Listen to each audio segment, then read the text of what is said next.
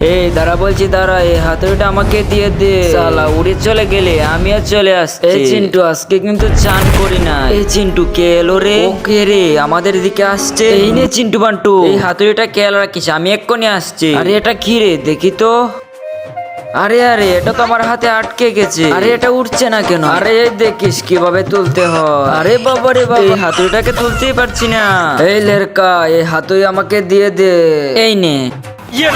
এই লেরকা, আমার সাথে মজা করিস না, না হলে এমন জাদু দেবো, এমন জাদু দেবো পেটের মাঝে মুতে দেবে। আচ্ছা মার দেখে জাদু। ছু মন্দর ছু, এই নে। আরে আরে আরে, এটা কি হলো?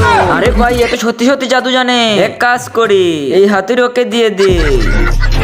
ভাই নিয়ে নাও তোমার হাতুড়ি। আচ্ছা এখনই নিয়ে যাচ্ছি।